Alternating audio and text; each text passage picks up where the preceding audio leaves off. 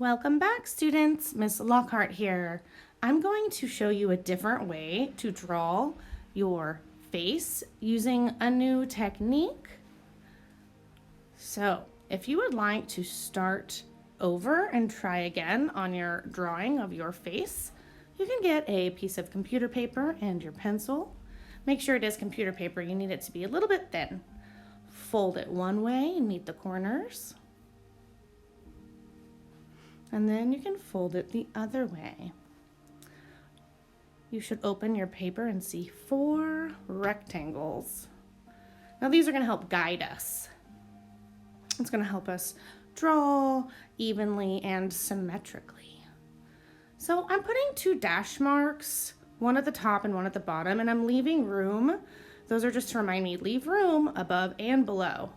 Above is for your hair, and below for your neck, and you can use your pinky at the top and your pointer finger at the bottom as a measuring tool. Isn't that fun? So instead of getting a ruler out, just use your fingers. Now, look at that. I went ahead and did an arch or rainbow line at the top, curved line, and then I'm gonna go ahead and do another curved line at the bottom for the chin, a smaller one, and connect them. Seems to be a little bit easier than just free-handing a oval. So see if that works for you. And then you might need to widen your face a little, how I'm doing. Sketch around it as many times as you need to find the right oval shape to match your face's shape. Now, as you erase, you may end up wrinkling your paper a little bit. Just go slowly, hold your paper down nice and firm with the other hand you're not using to erase with. So do you see how my left hand is really holding down my paper as best as I can to erase the sketch lines you don't need? So you may spend a minute drawing your oval, and you can pause it. So here's another trick to help. Once you're happy with your oval and your chin curve, outline it in black. And then make the top of your head really dark with pencil, not black. And so now, turn it upside down so your chin is at the top, and you can really see how to meet those 2 marks now, the top of your head mark and your chin mark. It's much easier to see through the paper because of the black outline on your chin. Now, I didn't do it on the top of my head for a reason, because the hair will go there and we'll erase that line. But the chin is done, so you can outline it. Okay, well, I hope that helped you fold, and you'll see you'll have 2 fold lines close to the middle. Cross out the line, that's the first one you did, to divide up the paper, and make sure you know what the new fold line is. It's the one on top, not the middle fold line. And do some curved lines for your eyes. It should be a little easier to make them symmetrical. Now that there's a fold line in the middle, you can kind of look at both sides of that fold line in the middle and think, are these in the right spot? And you can use your pencil and erase as much as you want. And even I'm sketching back and forth until I'm happy with the shape of my eye. So it's a curve on the top and a curve on the bottom. And you can do an extra curve for your eyelid on the top. But you can see I'm sketching, so nothing's permanent, and it does not need to look perfect, nor does it need to look exactly like you. And don't forget your circles for the inside of your eyes. Those will be your irises. And then the pupil is now going to be black. Just go ahead and use your black marker for your pupils. This will help you see where to meet up your next fold. Now I'm gonna go ahead and outline my eyes because I'm pretty happy with my eye shape I made, but definitely darken the pupils so that you can see where to meet up your paper and where to fold the next fold line. Because remember, when it's dark with a marker, it's easier to see through the paper. Now I just finished outlining my eyes because I liked how I had them. Now, look at this. You can really see where to meet the chin to the line that the pupils are on. See that? The dark circles inside your eyes are a little easier to see in black. And then you meet your chin, which is also in black, and it's much easier to see and then fold. That's where your nose is gonna go. Okay, so I'm gonna do another curve, but this curve's upside down. Now you can look in the mirror and pause this at any point and see what shape do you see on your nose. Is it a curve or is it more angular? Now do a C on the left and a D on the right. You may also look in the mirror. You might have different shaped nostrils you want to try doing. And then I'm gonna go ahead and outline that nose because I'm happy with it. And this is also gonna help with the folding. Remember, that black is easier to see through the thin paper. And look, you can easily see the chin line and meet it to the bottom of the nose. And this is your mouth line. That's gonna be the bottom lip. So do a wide, almost flat curve. But make sure it's a little bit of a curve because we do wanna be smiling.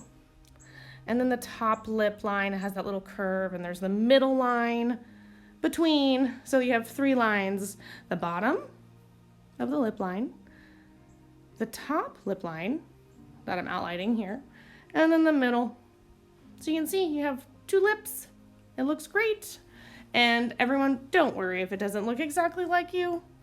It takes a long, long time of studying how to draw a face to make it look exactly like you. So don't feel bad, we're just learning. Now I'm starting on my hair, and as you saw in last week's video, which you can always reference back to if you want, I show you how to draw different hairstyles. And it's just using different types of lines. So you can reference back to that video. Just make sure it goes above the top of your oval headline because your hair does come up a little bit. And you can see I'm doing my neck now. So your neck needs to be kind of wide. Don't make it too skinny. And don't forget your shoulders. Okay, so this was just sort of like a redo of last week's video. Really, this week is all about coloring, and if you redid your drawing, awesome, but let's try to outline it and color it today if we can, because it'll be really fun to see it finished soon. Now, the next step is the, what is it, like the mask, because you're a superhero. So do your upside down curve and then the right side up curve at the nose, and bring these lines over from those curves to the outside of your face. Now this is the second one of these drawing videos. The first one was in last week's video. So do look back. If this is your first time to see this, go back to last week and see what you missed, because I went over this in much more detail, especially the hair part. Okay, so I'm outlining with black, and then I'm going to erase my pencil lines, and then we'll be all caught up. I hope this revision video of how to draw facial proportions was a little bit easier than last week's. I think the black marker outline really helps see through the paper, so definitely try that. And I cannot wait to see what you've made and to start coloring with you all. So do outline in black and then erase your pencil lines. And remember, you need to erase sort of gently, so, and hold your paper down firmly so that it doesn't get too wrinkled. I should say that those wrinkles do go away a lot once we start to color over them. Okay, everybody, thanks for your hard work. Stay tuned, we're about to do some coloring together. And then one last step.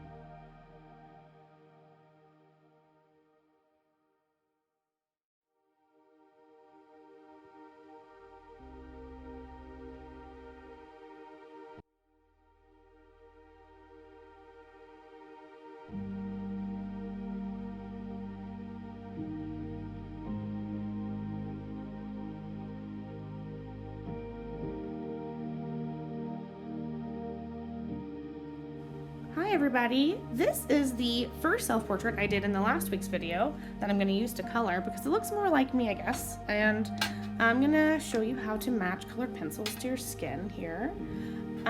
You can mix multiple colored pencils too on top of each other, so if you can't find the exact skin tone, that's not surprising. It's really hard to find the right skin tones, but you can look at a few different colors and think, maybe if I layer them. And you can practice layering these different colors of skin tones on the back of your paper, or even on the, like above your head, because we're going to cut out that white. So you can practice layering. Please remember, when you start to color your skin with colored pencils, to start as lightly as possible. Don't start dark, start light, because you can always layer on top of that first light layer like I'm doing here. Now, as you see, I've sped up the video, so you're gonna want to pause it and take your time to pick out the skin tones you want. And notice I layered pink on top of my lips and my cheeks, which is kind of nice. Please try to make the coloring as realistic as possible if you can. Let's not do silly colors because we are making this a self-portrait, so do your best to see what colors your eyes really are. Like my eyes are hazel, which means they're brown with a little bit of green. So I used brown and a little bit of green. And the top lip is usually a little bit darker than the bottom lip, funny fact, because it's sort of has a shadow on it. Okay, and the neck is usually a little bit darker, and so are the ears because they're further back. And you can't see the color on them as much. Okay, once you're happy with your skin tone, I suggest using markers for the rest, but you can use anything you have at home or with you at school in your pencil box. I do not recommend using paint because we did draw on thin computer paper, so let's not use paint on our portraits. Okay, everybody, have fun coloring, and don't leave any white in your face, like white paper, unless it's on purpose. Like the whites of your eyes can stay white. I recommend leaving that white. And the only reason I'm leaving white in my hair is because of the little bit of gray hair that I have. I kind of want to leave that there. So, and if you drew a cape, don't forget to color your cape. You do not need to color the background behind your head because we're going to cut that out right now, whenever you're done coloring. So remember, you can pause the video if you're still coloring, come back when you're ready to cut. So what you'll need, if you're ready to cut, is you will need a piece of paper for the background and scissors and washable school glue. It can be a glue stick or it can be the liquid washable school glue. Now cut slowly, and remember you're cutting out the background, the white, because we want a bright, fun background. You can use any paper you have at home for the background. If you don't have construction paper, that's fine. You can even use newspaper or maybe like an old map or maybe a brown paper bag that's in the recycling. I love how the brown paper has a texture. So have fun with it. And go ahead and carefully cut. Remember to always use common sense and scissor safety when you're using scissors. I suggest staying seated always when you're cutting. And then make sure to put them down before you stand up and walk around. That's just the easiest rule to avoid any problems. And obviously only cut the paper. Don't cut anything you're not supposed to cut. Okay, so I've about finished cutting out the white paper in the background. And then it'll be time to glue.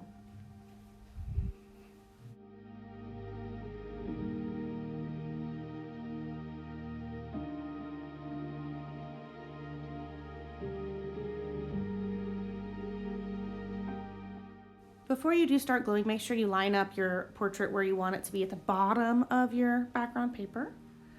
And then flip over your portrait. You can even flip over your background paper if you are worried about getting glue on the front. And really cover, if you're using a glue stick, really cover all of the surface area and all of the space on the back. If you're using washable school glue, don't cover it and just do dot, dot, not a lot with your glue. So you're just using small dots around, maybe 1 or 2 inches apart. Because it's thin paper, you don't want too much liquid glue or it could sort of ripple your paper and wrinkle it some. Now make sure you line it up at the bottom. And I guess I need to line mine up right on the right hand side. Okay, there it is.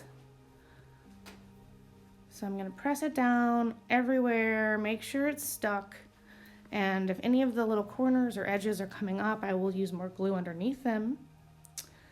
I decided to use a pink background and leave a little bit of the green around the head because I thought it looked kind of fun and bright. You can do whatever you would like to the background paper. Thanks for following along. You all did an amazing job. Cannot wait to see what you've created.